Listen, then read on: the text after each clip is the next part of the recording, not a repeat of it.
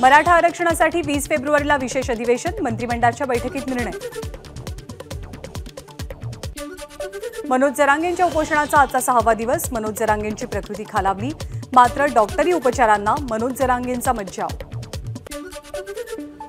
मनोज जरांगेंची प्रकृती खालावल्यामुळे पंढरपूरमध्ये मराठा बांधव भाऊक, जरांगेंची तब्येत उत्तम व्हावी यासाठी विठुराय चरणी साकडं। मनोज जरांगे औषधोपचार घेणार की नाही, मुंबई हायकोर्टाचा जरांगेंना सवाल, गुणरत्न सदावर्तेंच्या याचिकेवरनं हायकोर्टाचा जरांगेंना प्रश्न।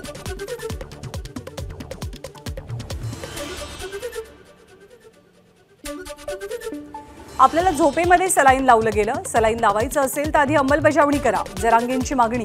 मराठा समाजानं सरकारला धारेवर धरावं, जरांगेंचं आवाहन। 18 तारखेनंतर पुन्हा एकदा मुंबईला जाऊ, आपण मेलो तर आपल्याला सरकारच्या दारात टाका, मनोज जरांगेंचं वक्तव्य। मराठा आरक्षणाचा जटिल प्रश्न सोडवण्याची सरकारला संधी, माजी खासदार हरिभाऊ राठोड यांची प्रतिक्रिया। मनोज जरांगेंच्या प्रकृतीसाठी प्रार्थना करतो, आमदार प्रवीण दरेकरांची प्रतिक्रिया। आरक्षण प्रश्नी सरकार विचार करत असून लवकरच सकारात्मक निर्णय घेईल, दरेकरांची माहिती।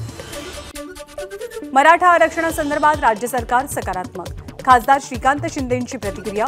मराठा समाजाचा मुख्यमंत्री एकनाथ शिंदेंवरती विश्वास, श्रीकांत यांचं वक्तव्य।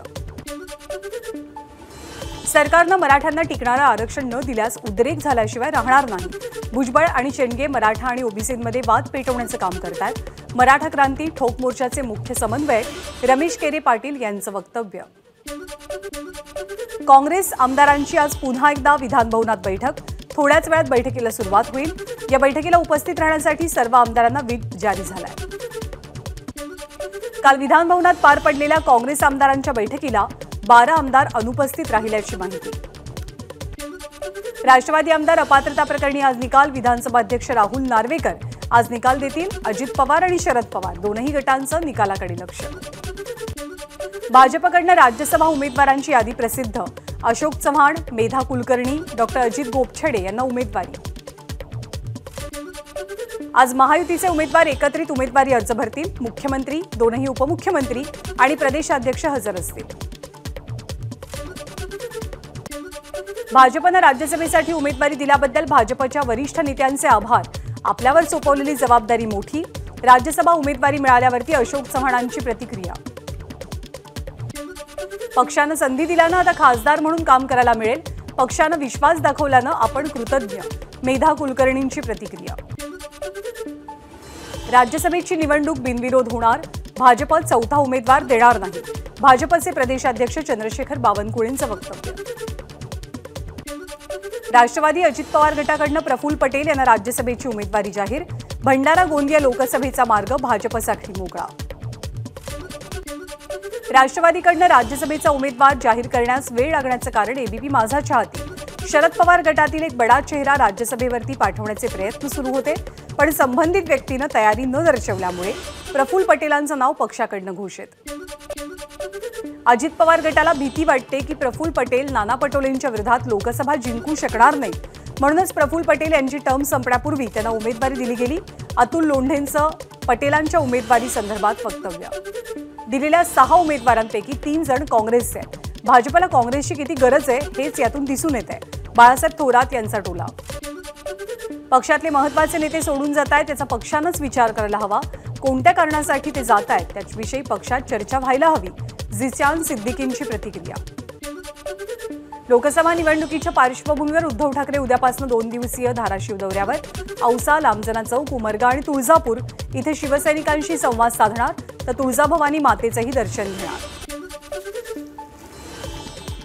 आदित्य ठाकरे आज जळगाव जिल्ह्याच्या दौऱ्यावर, जळगावमध्ये त्यांच्या 4 सभा होतात, आदित्य ठाकरेंच्या सभेची तयारी जोरात।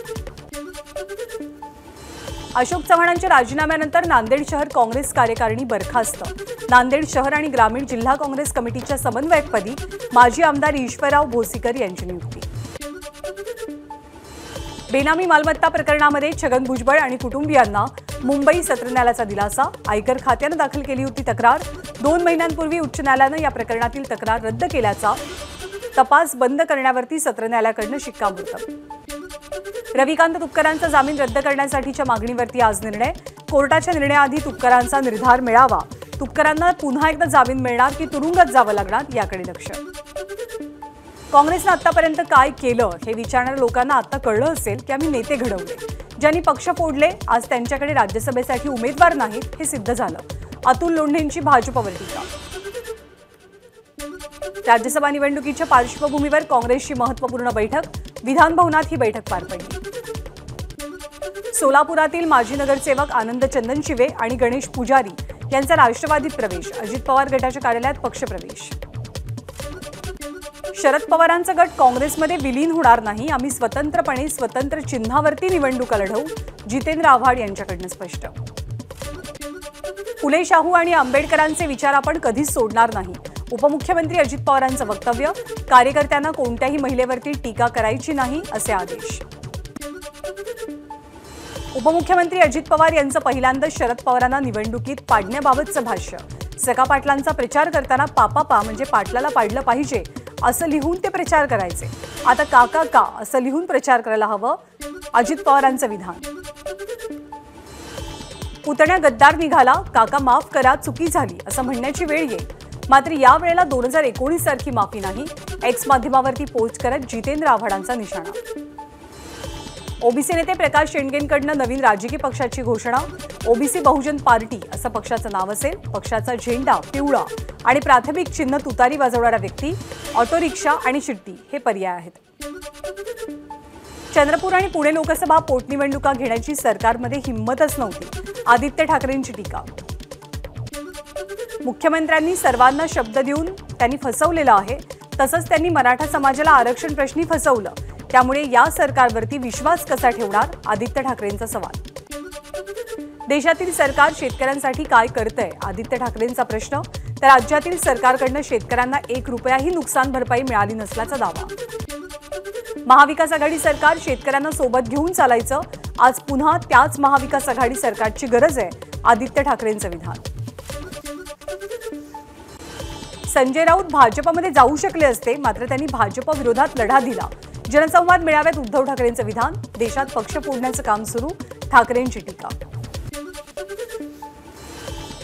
उद्धव ठाकरेंचा अहमदनगरच्या अकोले शहरातील बाजार तळावरती जनसंवाद मेळावा। या मेळाव्याला नागरिकांची मोठ्या प्रमाणात गर्दी।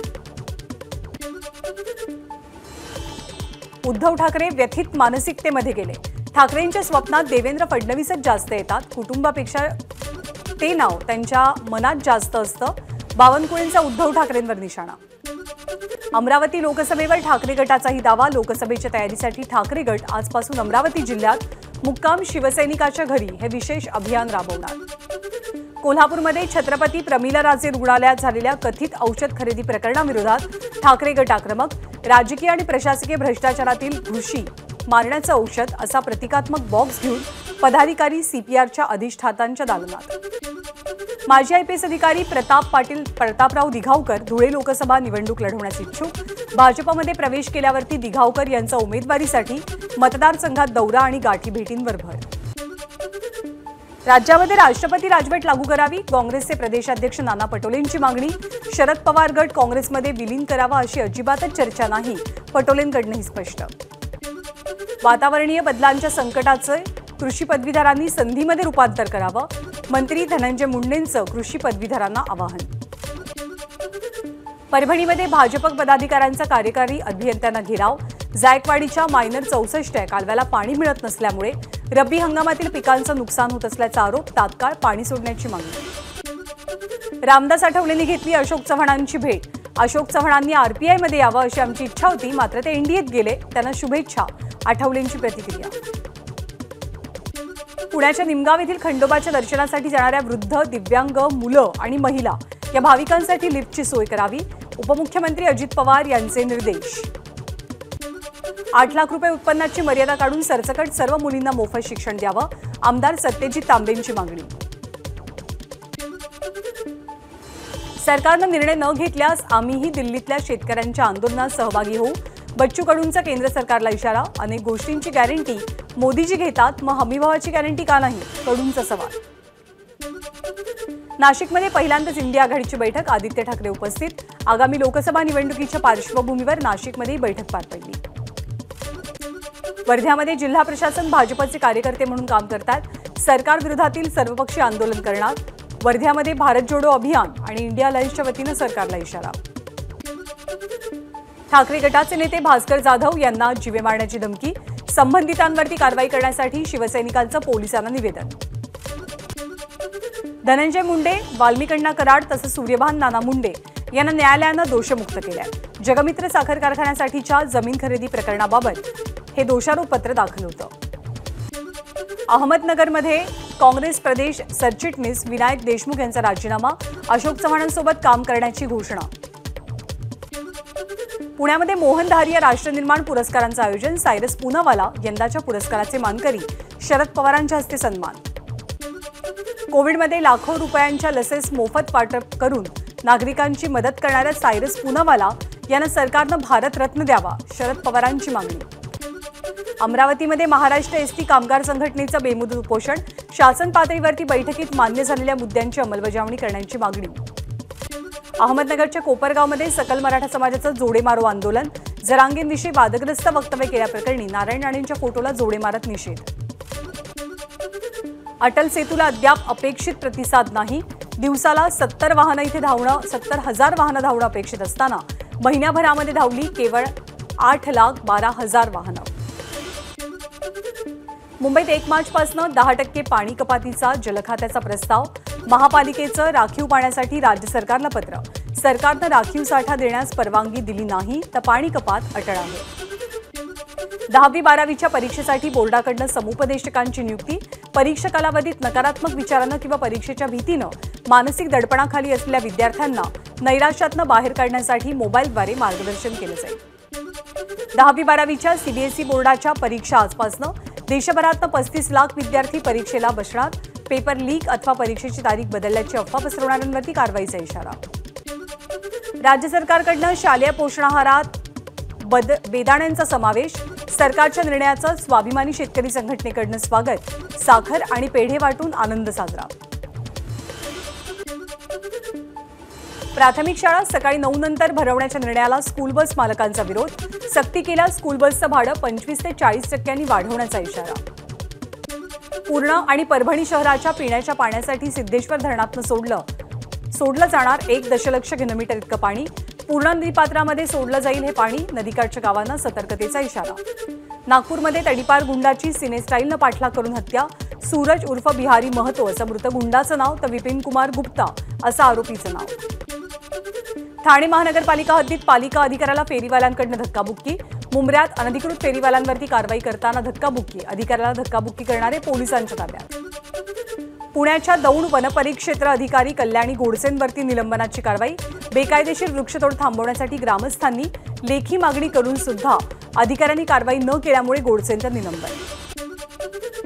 तिकीट तपासणी कमाईमध्ये मध्य रेल्वेनं ओलांडला 100 कोटींचा टप्पा, योग्य आणि वैध तिकीट खरेदी करून मगच प्रवास करण्याचं प्रवाशांना आवाहन। देशातली पहिली स्वच्छ भारत अकादमी ठाण्यामध्ये सुरू होणार, मुख्यमंत्र्यांच्या उपस्थितीत महाराष्ट्र राज्य कौशल्य विद्यापीठ, महाराष्ट्र राज्य कौशल्य विकास सोसायटी आणि भारत विकास ग्रुप यांच्या सामंजस्य करार। अमरावतीमध्ये वैद्यकीय शिक्षण विभागाचा ढिसाळ कारभार उघड, 287 उत्तीर्ण उमेदवारांचं भवितव्य टांगणीला, निकाल लागून महिने उलटले तरी अजूनही नियुक्ती नाही। व्हॅलेंटाईन डेचा मुहूर्त साधत ठाण्यातल्या विवाह नोंदणी कार्यालयामध्ये नववधू आणि वर सोबतच वऱ्हाडी मंडळींची झुंबड, ठाण्यामध्ये व्हॅलेंटाईन डेला 54 जण विवाह बंधनात। व्हॅलेंटाईन डेच्या दिवशी टाइमपास फेम अभिनेता प्रथमेश परबचा क्षितिजा घोसाळकर सोबत साखरपुडा संपन्न। कुस्तीपटू साक्षी मलिकचा केंद्र सरकारला पुन्हा आंदोलनाचा इशारा, साक्षीनं तिच्या एक्स हँडलवरती व्हिडिओ शेअर करत भारतीय कुस्ती महासंघाचे माजी अध्यक्ष बृजभूषण शरण सिंग आणि त्यांच्या समर्थकांवरती लवकरात लवकर कारवाईची मागणी केली आहे। पंतप्रधान नरेंद्र मोदी कतारच्या दौऱ्यावर, कतारमधील भारतीयांनी केलं जल्लोषात स्वागत, कतारच्या विदेश मंत्र्यांसोबत मोदींनी द्विपक्षीय चर्चाही केली आहे। आज शेतकरी पंजाबमध्ये रेल रोको आंदोलन करणार, दुपारी 12 ते 4च्या दरम्यान हे आंदोलन केलं जाईल, तसंच सकाळी 11 वाजता 3 तासांसाठी पंजाबमधील सर्व टोलनाके फ्री केले जातील। आज शेतकरी आणि सरकारमध्ये पुन्हा चर्चेची फेरी. चंदीगडमध्ये आज संध्याकाळी चर्चा होणार. दिल्लीला जाण्यासाठी शेतकऱ्यांचा तिसऱ्या दिवशी शंभू बॉर्डरवरती ठिय्या. सीट शेअरिंगवरती दिल्लीमध्ये आप आणि काँग्रेसमध्ये चर्चा अयशस्वी. काँग्रेस सर्व 7 जागांवरती उतरवणार उमेदवार. आम आदमी पक्ष फक्त 1 जागा काँग्रेसला द्यायला तयार होती. काँग्रेस नेत्या प्रियंका गांधींचा लोकसभेची निवडणूक लढवण्यास नकार. सोनिया गांधींच्या जागेवरती उत्तर प्रदेशच्या रायबरेलीमधनं निवडणुकीच्या मैदानामध्ये प्रियंका उतरतील अशी जोरदार चर्चा होती.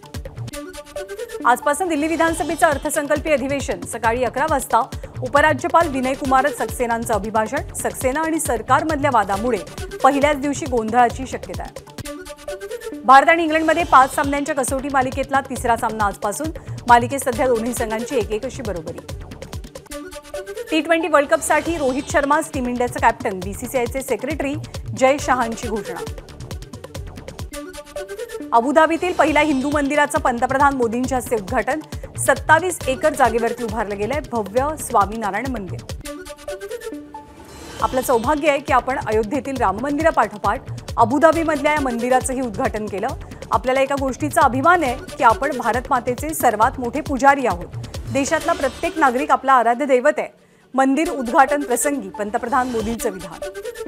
समस्त भारतीयांसाठी अभिमानाची आणि आनंदाची बाब. अयोध्येमधल्या राम मंदिरापाठोपाठ पंतप्रधान मोदींनी अबुधाबीतल्या मंदिराचंही लोकार्पण केलं. मुख्यमंत्र्यांची प्रतिक्रिया. ओडिशाच्या भुवनेश्वरवरनं कटककडे जाणारी बस सायकल स्वाराला वाचवण्याच्या नादात उलटली. बस कंडक्टरचा मृत्यू. 12 प्रवासी जखमी. एबीपी माझा, उघडा डोळे बघा नीट.